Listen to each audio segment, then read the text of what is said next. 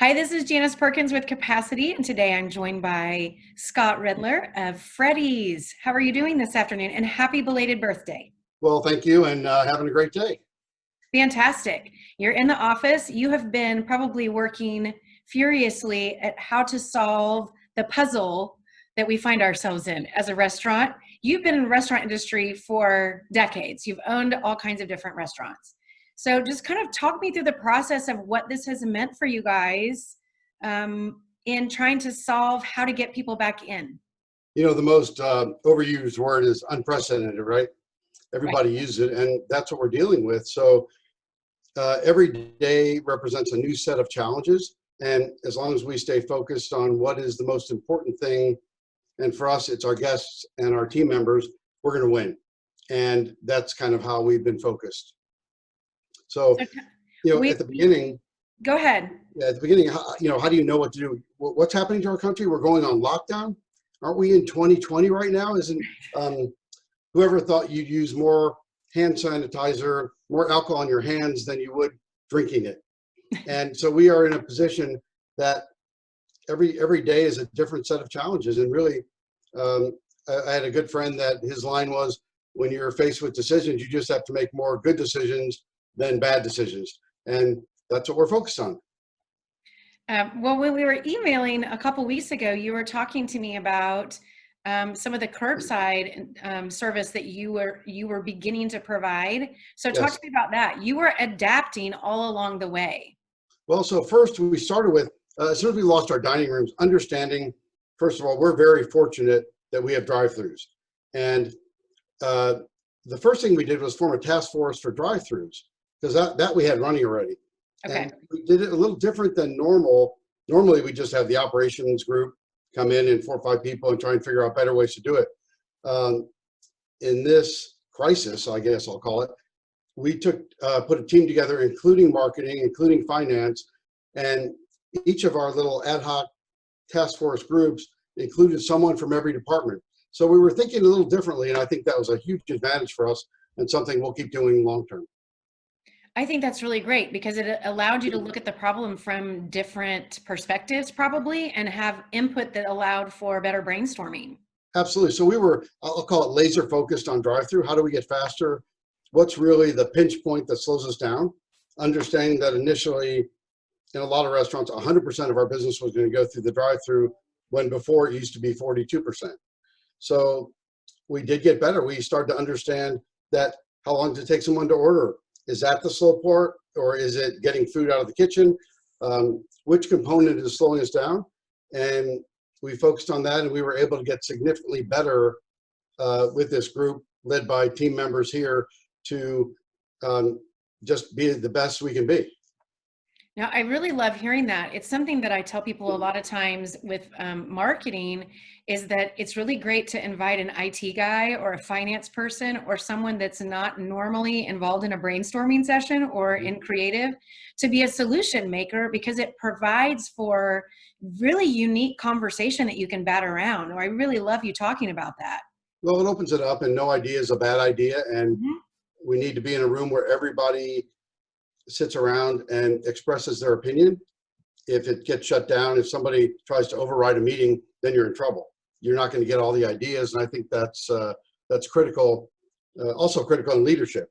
In most of these meetings, if I'm sitting in, I like to be the last one to talk, because I don't want to shift the direction of the conversation because I think something. I'd rather listen to everybody else, and a lot of times there's a better idea out there, and we love to have that one at the front of the line.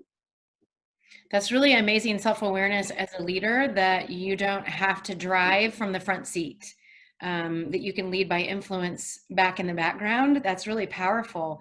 And it's something I want you to talk to about your team members, because you care so much about the value of each person that works for you and what you invest in them as people and as a culture. So talk to me about how you've handled staffing. Well, so there's 2 components. There's staffing in the corporate office. So we normally have 65 plus folks in our office, and throughout this we've had 8 to 10, or maybe 12 at some days. but we're an essential business. So we are still operating. We still have franchisees and corporate locations that are opening every day and running every day. And we need to give them the support they need and the things they need to operate correctly. So that was critical. With our employees, so in our corporate office, we didn't furlough anyone. Yes, we have 25 plus team members that travel around the country, and of course they couldn't travel, but they were at home helping where they could with restaurants and helping with issues that would arise. But we felt that was important for our culture to keep it going that way. We were also one of the only, from a franchisor standpoint, we did an abatement of partial franchise fees for a period of time to assist our franchisees as we're all going through this adjustment to understand what the new temporary normal is going to be, and even longer term, what is the new normal going to be in 3 months from now. See, you have such a good forward-looking ability to see farther down the road than a lot of other leaders sometimes who are maybe trying to solve the problems right in front of them in immediacy, reactively. That's a really proactive decision to alleviate some of the pressure on your franchisees. That's a really strong movement because that keeps them in business long term, which again benefits you also. Well, we're here, we're support staff, and the most important people in our organization always going to be the general manager running each restaurant, and we understand that and put the value there. And they're the ones who are greeting our guests every day on a normal day. But now let's add on the pressure of your dining room's not open, you have drive-through only, supply chain has been a challenge, and you have all these things that are being thrown at you. We need to make sure we can support those people to let them do their job to the best of their ability. You know, I want you to speak again about that interesting phenomenon of decision making that you were talking about, because I visit with companies all the time when they're making tough decisions, is that they should make a decision differently than they did before. When you're really stuck or you're having a hard time, bring different people to the table. If you're used to making experience-based decisions, make more knowledge-based decisions. If you're used to making a decision on the spot, think about it for 3 days. You know, Yes. what other processes have you gone through in decision-making through this that have shifted? So it's a great question, and the most important probably thing we could talk about today. And decision today, we're very fortunate. We have data-driven decisions, as we call them, and we have an analytical program that takes the information we get from our restaurants and gives us information, so we're making a decision based on what is truly happening versus I think. Good. I think works a lot, right? But when you can get data, use the data to make the decision versus the I think this is going to work. Right. A lot of I thinks work real well.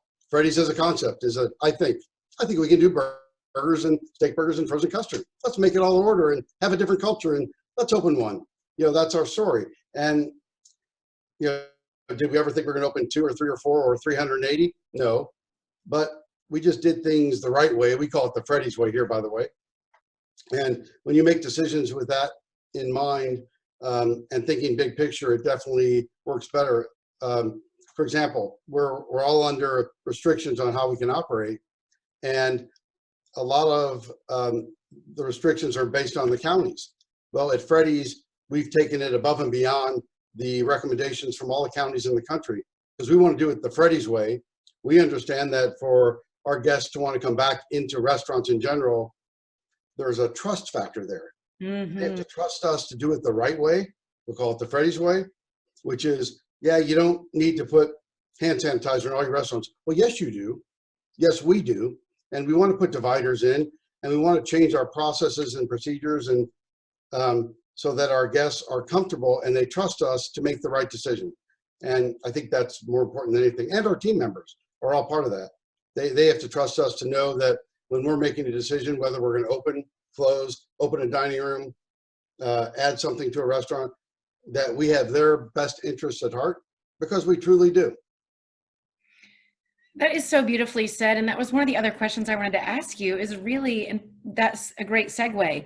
How are you combating fear for your guests and your team members? Because that's a huge problem in that building the confidence that you just mentioned.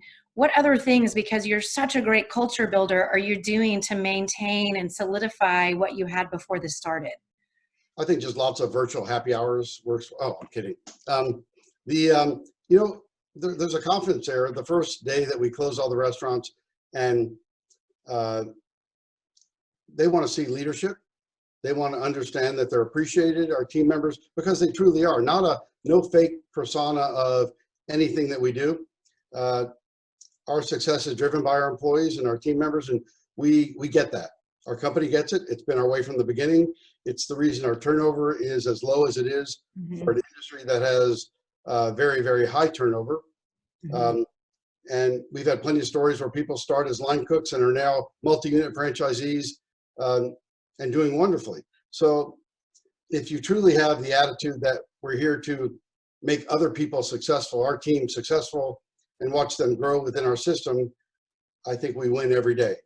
And it's because we truly do want that. If someone asks me what's the most rewarding thing, for me, it's seeing someone, Curtis Beat or Blake Epperson, or I can name a dozen people that started, some of them started back when we had steakhouses as line cooks and dishwashers, and now are owners in franchise territories. To watch them grow up in life and succeed, there's really no better reward than that.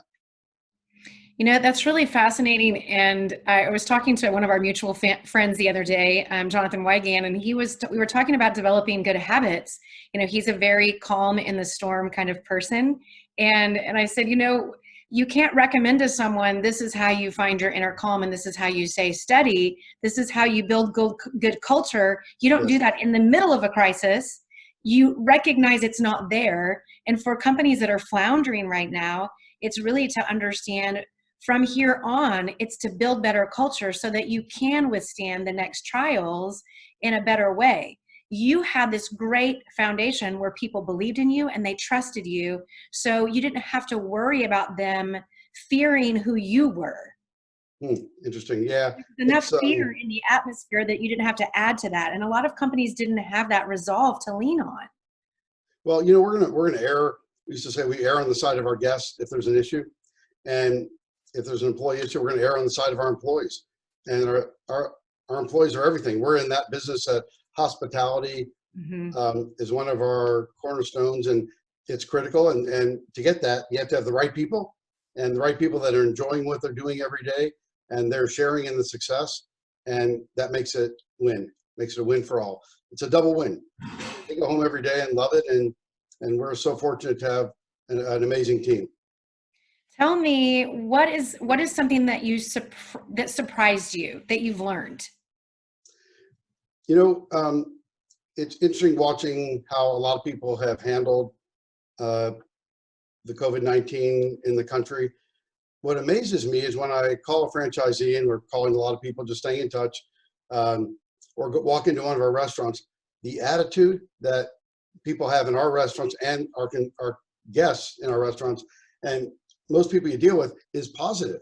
Look, we're all in a crisis. We're all in this together, and together we'll get through it. And pretty soon it's going to be in the rearview mirror, and we're all going to be happy. But understanding that we're going to get challenges every day, and how you address those challenges impacts every other person. If one of us walks in and we're in a grumpy mood, on a good day, that's a bad thing. On a bad day, it's a terrible thing. That's right. So, you're not allowed to have a bad day.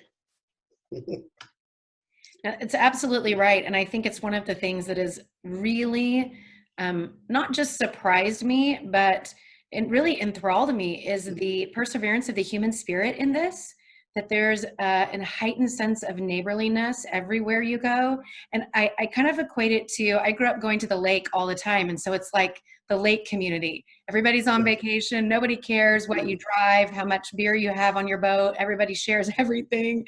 And it really feels like a community that has grown in its heart. And I hear that all across the country. It is amazing. And we're seeing it everywhere. And franchisees we talk to, whether it's, you know, Philadelphia, Arizona, California, Montana, the attitude it's wonderful. And, you know, we're not very heavy on either coast, or we're not in major cities downtown areas where there's heavy outbreaks. So we're fortunate with that respect, but it's devastating to watch everything going on. And, you know, the glass is half full or the glass is half empty, and everyone gets to make a decision as to which way they want to look at it. And we're always going to be on a positive side. I call it PMA, positive mental attitude. It's critical. That's right. That's right. That's exactly why I started doing this. It's to focus on what we have, not on what we don't have, and to just, you can't control, right, any life circumstance, whether you know, you have a car accident, you have a flat tire, sick kids, whatever it is, we can't control any of it. And so it's how we get through it. It's character building exercises. The kids hate that phrase that I say, but it's true. I want you to also tell me on a personal note, what is your on the bright side? Meaning? In your personal life, what is one thing that you have really either took for granted before, which I can't imagine that you do, or just find a much more of a blessing through this time period? You know what, my family, my parents were very big into family. Nothing was more important, and family and friends to us is everything. And what's been interesting during this tougher time is that we've connected with family members that normally we don't talk to. I had a great aunt call me a couple days ago and talked to her for 30 minutes. It was absolutely wonderful. And you just felt so great, both of us, I'm sure, afterwards. And doing, you know, Zoom chats and Zoom happy hours, virtual, nothing wrong with that. We've had larger groups now. Last night we had 9 family members on a Zoom call, and we're all having a cocktail and laughing and chatting and bringing stories together as if we were all together. And we had people from California, New York, St. Louis, and DC on the call, all family members. I mean, these are wonderful things, and you have to cherish them. I think you start to really understand what's really important. I mean, yes, the stock market, everything else that's gone on, that's affected everyone financially, but the amount of time that you would normally spend if the stock market did what it did would be significant. Now you're looking at it, it's just part of what we're going through. And it's a smaller part, impactful, but smaller part compared to understanding and building and rekindling relationships that maybe you've let get a little bit, go a little south or whatever. I think that's critical. I've had that with friends too, who I haven't talked to in a long time. I'll call people, they'll call me. It's a lot of fun. There's a plus out of this for sure. It is. I keep calling it stewarding our time in a different way, that there's more value at a slower speed. You know, the hustle will return, and I'm with you. I hope that it's not a time period that we look back on and just cherish the time period, but that we take some of the habits out of the time period forward, and not take some of those things for granted. That as much as, you know, family is really important to me too, it's definitely found a different position than it did before. And I love hearing people say that. I think there's going to be a lot of more community spirit and more family-led, treasured time than we had before. I agree. And we've always put a lot of value into it, but it really makes you understand that that perspective is where you should be all the time. All the time, all the time. I thank you so much for joining me, Scott. It's a pleasure to see you. I can't wait till we can see each other in person again soon. And I'm really proud of the efforts that you've made, the way you've walked through this. And thank you for sharing your leadership talents with the people who are listening to these, because it's really beneficial. Well, thank you. And really it is our group, our members, our team members all over the country having an attitude and putting the energy and passion behind Freddy's and doing things the Freddy's way. It's enlightening to see that. And that's really the win. Perfect. Scott Redler of Freddy's Frozen Custard. Thank you for joining me. This is Janice with Capacity. Thank you.